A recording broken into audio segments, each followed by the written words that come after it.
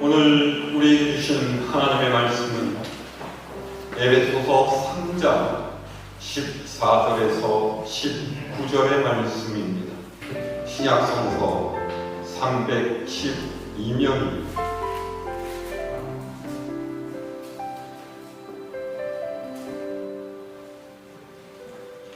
봉독하겠습니다. 이러므로 내가 하늘과 땅에 있는 각 족속에게 이름을 주신 아버지 앞에 무릎을 꿇고 비노니 그의 영광의 풍성함을 따라 그의 성령으로 말미암아 너희 속사람을 능력으로 강건하게 하시오며 믿음으로 말미암아 그리스도께서 너희 마음에 계시게 하시옵고 너희가 사랑 가운데서 뿌리가 박히고 터가 굳어져서 능히 모든 성도와 함께 지식에 넘치는 그리스도의 사랑을 알고 그 너비와 길이와 높이와 깊이가 어떠함을 깨달아 하나님의 모든 충만하신 것으로 너희에게 충만하게 하시기를 구하노라. 아멘.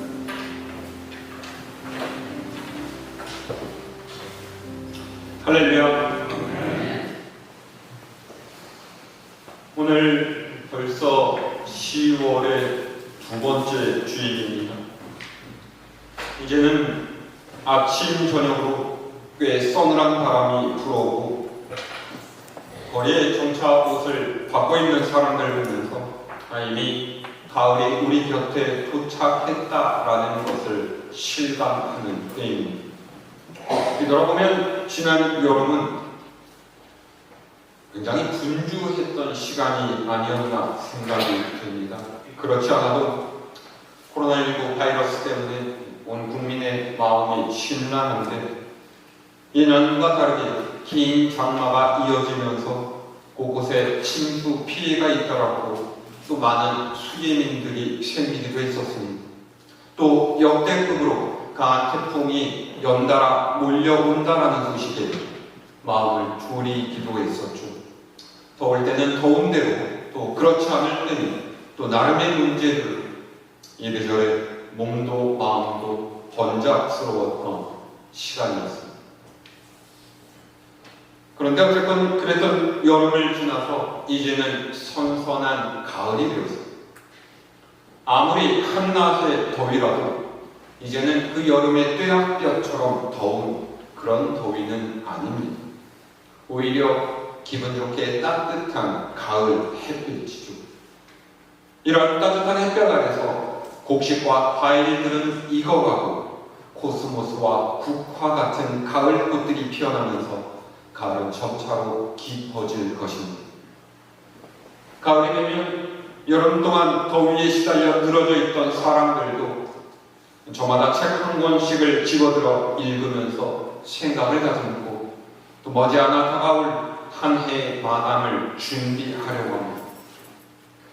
그래서 가을을 우리는 결실의 계절이라고 하고 성숙의 계절이라고 하고 사색의 계절이기도 하고 또 추수의 계절이다 라고도 말합니다. 우리가 잘 아는 시인, 지금은 세상을 떠나신 고 이혜인 수녀님의 가을 노래라는 시집에 이런 시가 있습니다. 하늘은 높아가고 마음은 깊어가네. 꽃이 진 자리마다 열매를 키워 행복한 나무여 바람이. 슬프지 않아도 안으로 고여오는 눈물은 그리움 때문인가.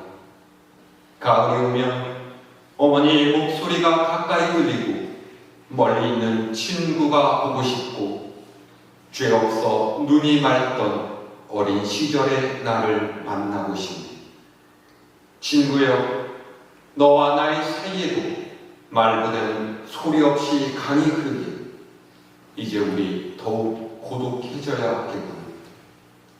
남은 시간을 아꼈으며 언젠가 떠날 채비를 서서히 해야겠구나. 잎이 질 때마다 한 움큼의 씨를 쏟아내는 나무여 바람이여, 영원한 그리움을 향한 그리움이 어느새 감기 기운처럼 스며드는 가을. 하늘은 높아가고 기도는 깊어가. 이에 수녀님은 가을에는 하늘은 높아가고 마음은 깊어져 간다라고 했습니다. 마음으로 많은 생각을 하게 하고 많은 그리움을 갖게 한다라고 했죠.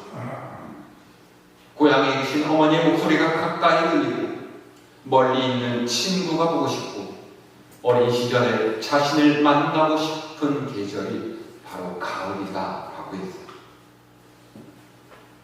그러나 또 한편으로 가을은 남은 시간을 아껴 쓰고 언젠가는 떠날 그 채비를 해야 되는 때라고 했습니다. 그러기에 영원을 향한 그리움이 감기처럼 스며들어서 하늘은 높아져만 가고 기도는 깊어져 간다라고. 다시 말해서 가을은 높아가는 하늘만큼이나 가을이 기도가 깊어져 가는 계절이다라는 것. 가을에 들으면 좋을 기도는 시편 8편입니다. 시편 8편은 하늘과 땅, 그리고 달과 별, 사람들, 또 모든 들짐승들과 공중에 나는 새와 바다의 물고기를 노래하면서 그것을 만드신 하나님의 이름을 찬양하고 있습니다. 여호와 우리 주여, 주의 이름이 온 땅에 어찌 그리 아름다운지. 주의 영광이 하늘을 덮었나이다. 주의 대적으로 말미암아 어린아이들과 젖먹이들의 입으로 권능을 세우시니 이는 원수들과 보복자들을 잠잠하게 하려 하시니 주의 손가락으로 만드신 주의 하늘과 주께서 베풀어 두신 달과 별들을 내가 보니 사람이 무엇이기에 주께서 그를 생각하시니 인자가 무엇이기에 주께서 그를 돌보시나이까. 그를 하나님보다 조금 못하게 하시고 영화와 존귀로 관을 씌우셨나이다. 주의 손으로 만드신 것을 다스리게 하시고 만물을 그의 팔 아래에 두셨으니 곧 모든 소와 양과 들짐승이 공중의 새와 바다의 물고기와 바닷길에 다니는 것입니다. 여호와 우리 주의 이름이 온 땅에 어찌 그리 아름다운지. 이 시편 8편은 창세기 1장과 2장의 창조신앙이 노래로 또 기도로 나타난 시이죠. 시인은 하나님께서 만드신 창조의 모든 초점은 사람에게 있다고 하고 하나님께서 사람에게 존귀와 영광의 관을 씌워주셨다라고 해요. 그런데 그것보다 더 중요한 것은 사람과 세상의 이 모든 만물을 만드신 여호와 하나님이시고 그분의 아름다운 이름이라는 것입니다. 그래서 이 시편은 시작에 또 마지막에 감격해 하면서 노래합니다. 여호와 우리 주여, 주의 이름이 온 땅에 어찌 그리 아름다운지. 그렇습니다. 가을은 자연을 넘어서 사람을 넘어서 이 모든 것들을 만들고 돌보시는 여호와 하나님을 찬양할 때 그분을 위해서 기도해야 될 때입니다. 이해인 수녀님의 시처럼 가을에는 우리의 기도가 또 우리의 영성이 깊어가야 할 때이죠. 오늘 우리가 읽었던 에베소서의 말씀은 사도 바울이 에베소 교회를 위해서 간절하게 기도하고 있는 기도문입니다. 이 기도를 통해서 우리가 이 가을에 해야 될 기도가 어떤 기도인지를 알게 됩니다. 사도 바울은 기도의 가장 첫머리에서 이렇게 말하고 있습니다. 이러므로 내가 하늘과 땅에 있는 각 족속에게 이름을 주신 아버지 앞에 무릎을 꿇고 기도하니. 보통 유대인들은 기도할 때 자리에서 일어서서 팔을 하늘로 펴고 손바닥을 하늘로 향한 채로 기도하곤 했었습니다.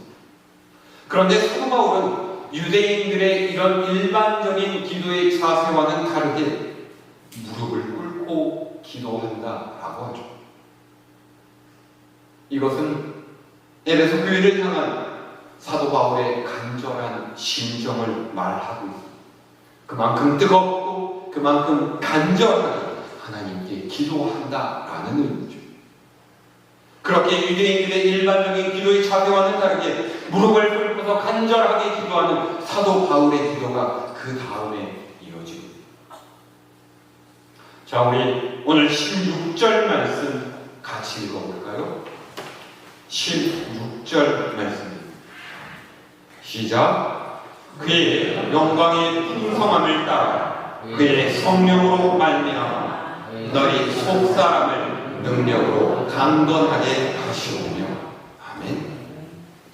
에베소 교인들을 향한 사도 바울의 첫 번째 기도는 그들의 속사람이 강건해지기를 기도하는 것입니다. 이 속사람은 인간의 내면을 말합니다. 영적인 사람을 말하죠.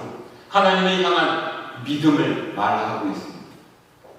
늙고 병들어가는 우리의 육신 겉사람이 아니라 하늘의 소망으로 나날이 새로워지고 하나님께서 주신 법을 기뻐하는 그런 속사람을 말합니다.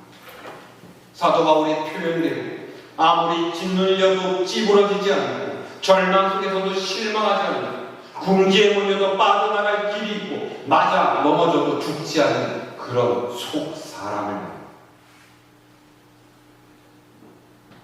사도 바울은 에베소 교인들의 이 속사람이 강건해지기를 기도했습니다. 그렇습니다. 우리도 이 기도의 기절에 우리의 속사람이 강건해지도록 기도해야 되겠습니다. 속사람이 강건해야 세월의 풍상이 시달리는 우리의 겉사람도 육신의 어려움을 이겨낼 수 있기 때문이죠. 속사람이 강건해야 우리의 계획이 이루어지건 이루어지지 않고 하나님의 섭리를 믿으면서 참고 견딜 수가 있기 때문입니다. 그런데 속사람이 약하면 몸이 약해지기 전에 마음부터 약해집니다. 속사람이 약하면 희망이 이루어졌다라고 교만해지기 쉽고 또 희망이 이루어지지 않는다고 좌절하기 쉽습니다. 그러기에 이 가을에 우리의 육신만이 아니라 무엇보다도 우리의 속사람, 우리의 영적인 사람, 우리의 내면이 강건해지도록 하나님께 기도하는 여러분들이 되시기를 바랍니다. 그 다음에 17절의 말씀 상반절까지는 이렇게 되어 있습니다. 믿음으로 말미암아 그리스도께서 너희 마음에 계시게 하시오. 이 말씀은요, 앞서 첫 번째 기도였던 속사람이 강건해지도록 기도하는 것과 떼어놓을 수 없는 관계이지만 어쨌든 사도 바울은 에베소 교인들의 마음속에 그리스도께서 머물 수 있기를 기도했습니다. 부활하신 예수님께서는 성령으로 우리 가운데 오셨습니다.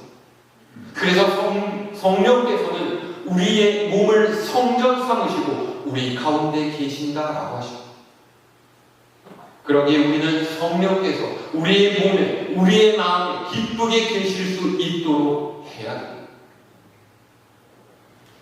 비유를 하자면 우리의 마음은 빈 그릇과 같습니다.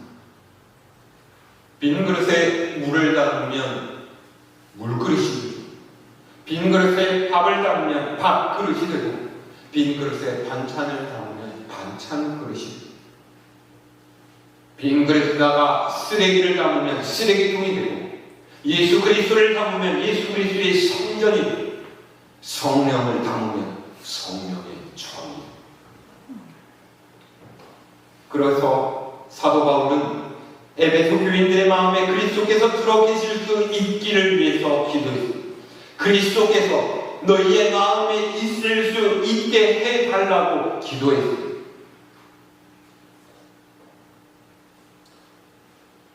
그렇습니다. 참다운 그리스도인, 참다운 교인은 예수 그리스도께서 그 마음에 들어가 있는 사람, 성령께서 그를 성전 삼고 계시는 사람.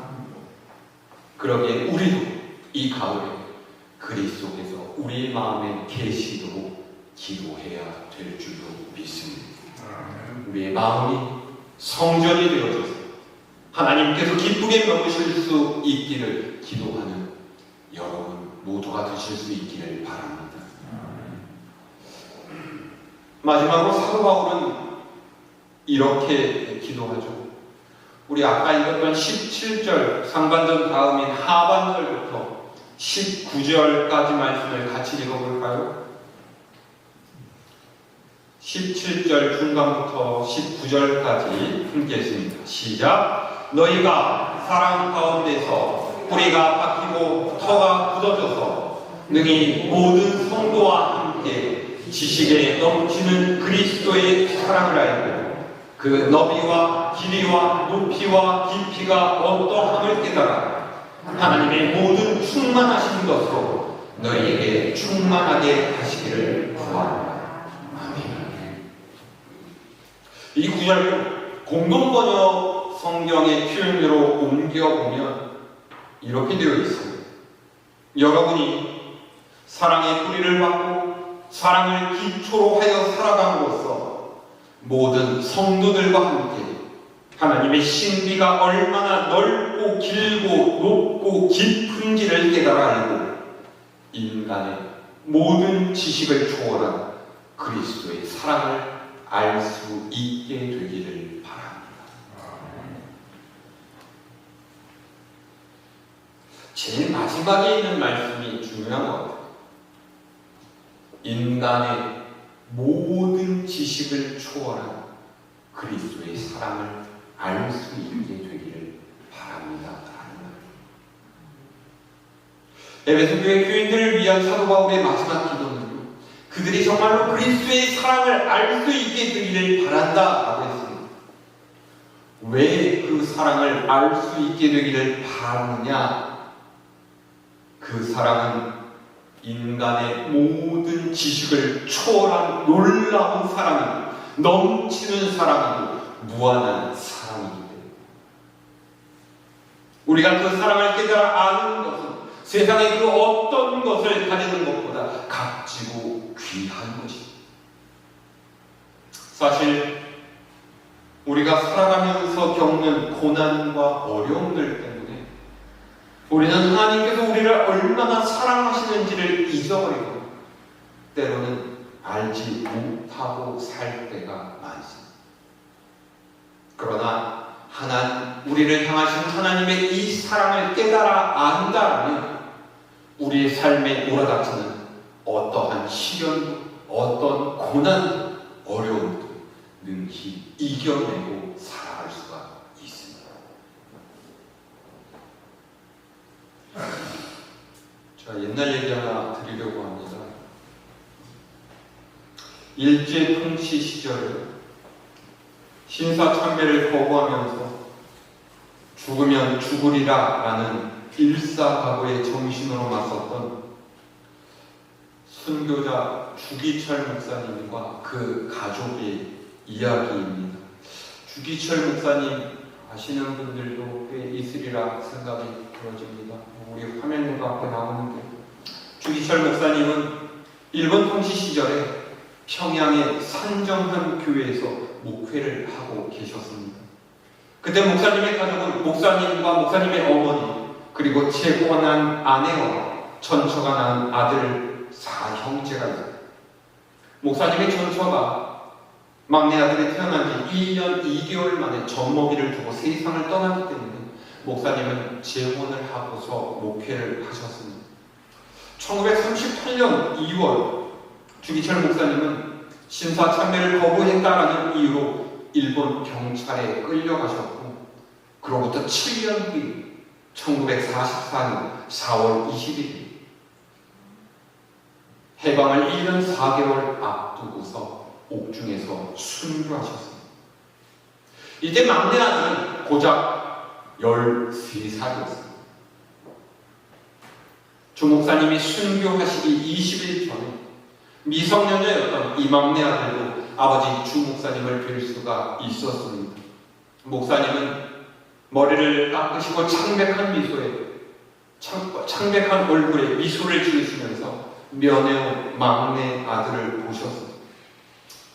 아들이 아버지를 뵙고서 마지막으로 인사를 드려야 되겠다 생각하면서 고개를 숙이는데, 그때 일본 형무관이 뭐라고 큰 소리를 치면서 문을 꽝 닫았어요. 그것이 13살 막내 아들이 아버지 주기철 목사님을 배웠던 마지막 순간이었습니다. 주기철 목사님이 7년 동안 감옥에 계실 동안에, 그리고 그 후에 그의 가족들에게는 목사님의 고난 못지않은 쓰라린 역경과 고통이 따라왔었습니다. 아버지는 옥중에 계시고 아들 사형제는 뿔뿔이 흩어졌고 집에는 노모와 재혼한 아내 그리고 막내 아들만 남아 있었습니다. 그들은 끼니를 잃을 수 없을 정도로 가난했습니다.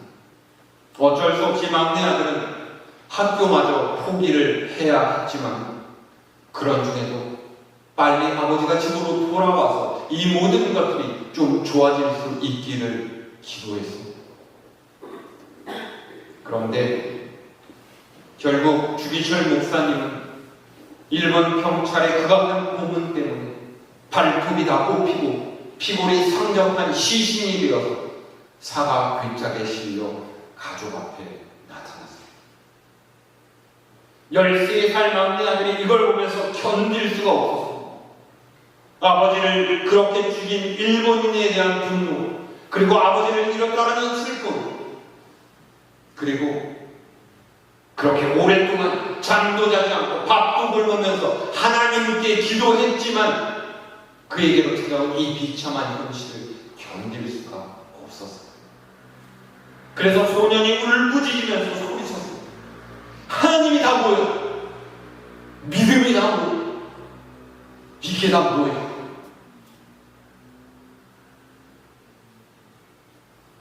주 목사님이 돌아가신 후에 1년 4개월이 지나서 해방이 되었습니다. 그런데 새어머니마저 위암으로 해방 후 2년 만에 돌아가셨습니다.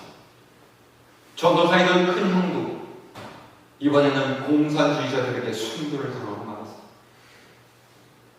할머니는 사랑하는 아들과 두 며느리 그리고 맞손자마저 앞서 보내고 월남도 하지 못한 채로 이북에 남아있게 됩니다. 월남한 막내 아들은 온갖 고생을 하면서 외로움을 참고 혼자서 사는 법을 배워갔습니다. 그 와중에 6.25 전쟁이 터지자 학도 의용군으로 입대를 했고 제대 후에는 연세대학교에 입학을 했지만 그는 그 고생과 시련 중에 아버지 주기철 목사님이 숨기던 하나님을 포기하게 되었습니다. 하나님을 더 이상 믿지 않기로 합니다. 하늘에만 계신다. 보이지 않는 하나님. 인간의 절규에는 아무런 응답도 하지 않는 하나님. 그런 하나님을 그는 도저히 믿을 수가 없어서 아버지는 그를 섬기다가 죽었고 그냥도 그 하나님을 섬기다가 죽었고 가족들은 뿔뿔이 흩어지게 되었지만 아무런 응답도 없고 아무런 행동도 없는 그런 하나님을 그는 더 이상 믿고 섬길 수가 없었어. 하나님을 향한 원망, 분노의 긴 방황의 날들이 시작됐습니다.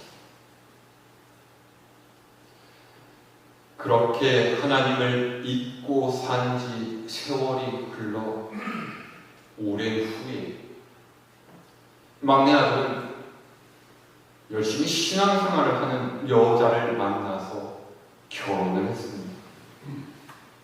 그리고 주기철 목사님이 심우하시던 산정현 교회 때부터 그를 위해서 기도해 주시던 집사님도 만났습니다.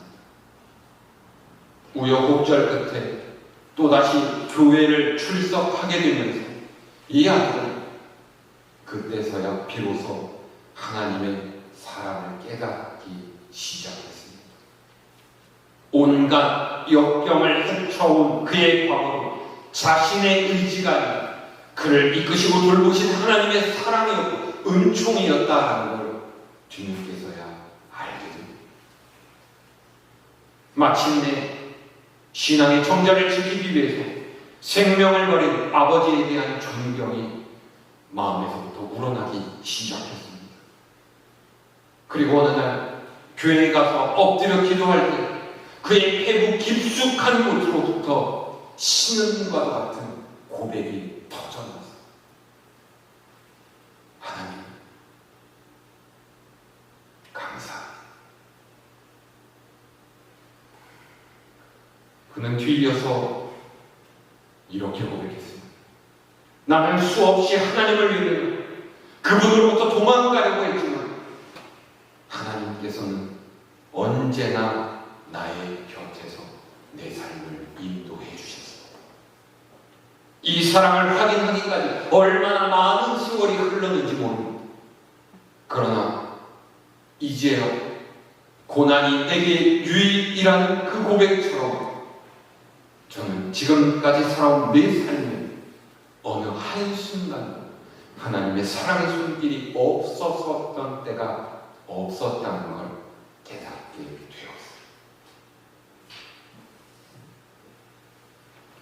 그는 한국의 유수한 정유회사의 임원으로 있으면서 장로회 신학대학에 주기철 목사님의 순교 기념비를 세웠고 또 기념 기도실도 만들었습니다. 아내와 함께 모은 돈으로 장학금을 만들어서 아버지 주기철 목사님의 믿음을 계승해 가도록 했습니다.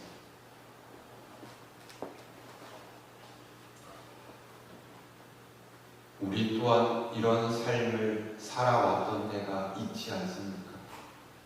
우리의 기도에 아무런 응답도 없는 것 같은 하나님, 우리의 부르짖음에 아무런 행동도 하시지 않는 것 같은 하나님, 그 하나님을 원망하고 그 하나님을 때로는 부정하고 그 하나님께 때로는 부르짖으면서 그렇게 기도한 적 있지 않습니까? 그러나 하나님께서는 변치 않고 우리를 사랑하십니다. 하나님께서는 늘 우리의 곁에서 우리를 지키십니다. 내가 울 때 하나님도 옆에서 함께 슬퍼하시고 내가 넘어질 때 하나님도 내 고통을 함께 느끼시면서 우리를 새롭게 이끌어 가시는 분이 우리 하나님이신 줄 믿습니다. 우리를 사랑하시는 이 하나님의 사랑을 깨달아 아는 것, 세상에 무엇을 가지는 것보다 귀하고 중요합니다. 사도 바울, 에베소 교회 교인들이 이 하나님의 사랑을 깨달아 알게 되기를 기도했습니다. 우리도 이 가을에 우리를 사랑하시는 하나님의 사랑을 깨달아 알고 기도할 수 있기를 바랍니다. 이혜인 수녀님은 가을은 기도의 계절이라고 했습니다. 남은 시간을 아껴 쓰고 떠날 채비를 해야 한다는 것. 그러기에 우리 모두 열심히 기도할 수 있기를 바랍니다. 뜨겁게 기도할 수 있기를 바랍니다. 우리의 속사람이 강건해지도록 기도하고 그리스도께서 우리의 마음에 들어와 사시도록 기도했으면 좋겠습니다. 인간의 그 모든 지식들보다 넘쳐난 그리스도의 사랑을 깨달아 알고 기도하는 이 가을을 보내는 저와 여러분이 될 수 있기를 바랍니다. 우리 하나님의 사랑과 충만하시는 주 함께 예배드리는 여러분 모두에게 임하시기를 우리 주님의 이름으로 축원합니다.